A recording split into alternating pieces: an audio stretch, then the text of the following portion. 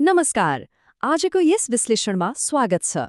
आज हामी नेपाली शेयर बजारको सबैभन्दा ठूलो आकर्षण अर्थात् आइपिओ, जसलाई प्रारम्भिक सार्वजनिक निष्कासन पनि भनिन्छ, त्यसको पर्दा पछाडिको यथार्थ खोतल्दैछौँ। आउनुहोस् सुरु गरौँ। आज हामी मुख्यतया बजारको हल्ला र यथार्थ, आइपिओको वास्तविक चित्र, एलोकेसनको सीमा, सत्य किन लुकाइन्छ भन्ने कुरा र अन्त्यमा जुवा नखेली कसरी लगानी गर्ने भन्ने विषयमा छोटकरीमा चर्चा गर्नेछौँ। पहिलो कुरा गरौँ हल्ला र यथार्थको। शेयर बजारका पुराना खेलाडीदेखि चिया पसलका गफगाफसम्म सुनिने एउटा ठूलो भ्रमबाट सुरु गरौँ है त।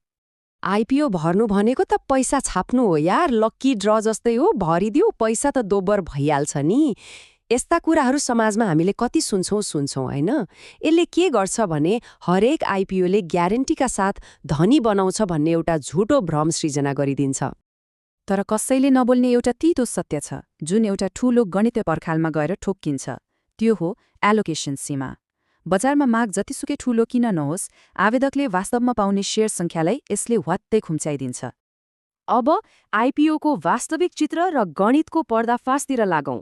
साँच्चै चासो लाग्दो कुरा त के छ भने नि, यो गणितीय यथार्थले त्यो सजिलै पैसा कमाइने पुरानो भ्रमलाई पुरै चकनाचुर पारिदिन्छ। अपेक्षा र यथार्थ बीचको फरक बुझ्न एकदमै जरुरी छ। तुरन्तै धन कमाउने अपेक्षा एकातिर हुन्छ, तर वास्तविकतामा कहिलेकाहीँ नेगेटिभ लिस्टिङकै सामना गर्नुपर्ने अवस्था पनि आउँछ।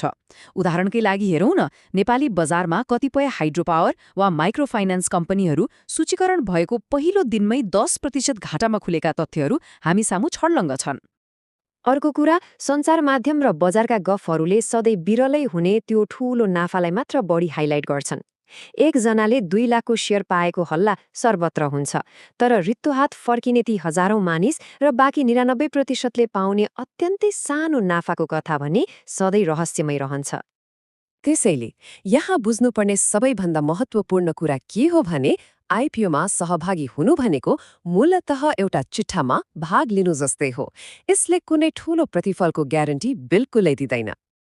अब यो प्रणालीको सबैभन्दा पीडादायी भाग अर्थात् वास्तविक एलोकेसनको मेकानिक्सले कसरी काम गर्छ भन्नेतिर लागौं।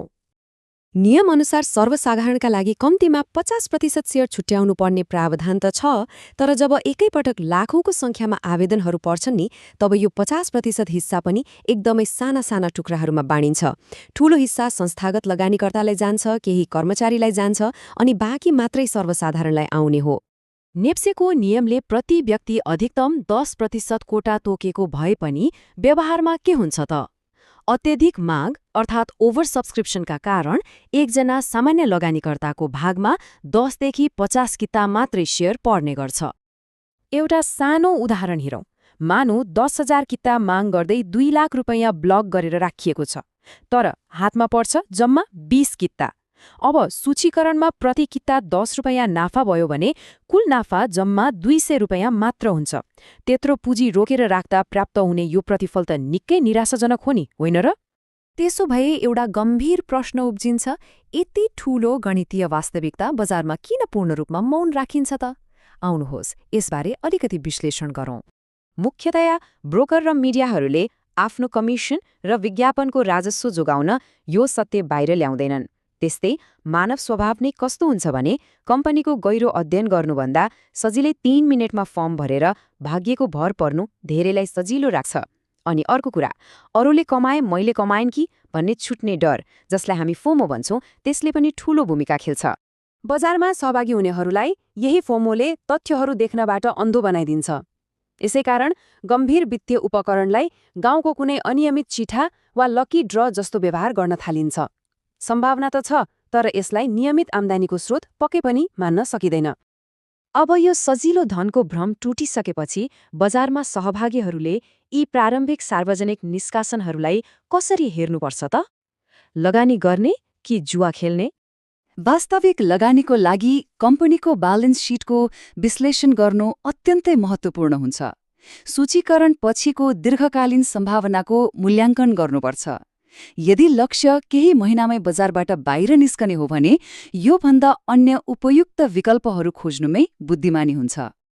आइपिओले धनी बनाउँछ भनेर छिटो धनी बनाउने वाचा गर्ने विज्ञापनको भाषा र चिट्ठा जस्तो होइन बुद्धिमानीपूर्वक लगानी गरौँ भन्ने वास्तविक लगानीको भाषालाई छुट्याउनु अति नै जरुरी छ। विज्ञापन र यथार्थ बीचको यो फरकलाई सधैँ ध्यानमा राख्नै पर्छ। यो सत्यलाई स्वीकार गर्नु भनेको चिट्ठाको मानसिकताबाट बाहिर आउनु हो। आइपिओलाई केवल एउटा फराकिलो लगानी पोर्टफोलियोको सानो र साधारण अंशको रूपमा मात्र हेर्नुपर्छ। यो कुनै ठूलो जुवा होइन। यो विश्लेषणको अन्त्यमा आइपुग्दा बजारमा सहभागी सबैले यी सार्वजनिक निष्कासनहरूलाई खुला आँखाले हेर्नुपर्छ र आफैलाई एउटा अन्तिम र गम्भीर प्रश्न सोध्नुपर्छ, के हामी वास्तवमै लगानी गर्दैछौँ वा जुवा खेल्दैछौँ? यो प्रश्नको उत्तरले नै सही वित्तीय यात्रा तय गर्नेछ। धन्यवाद।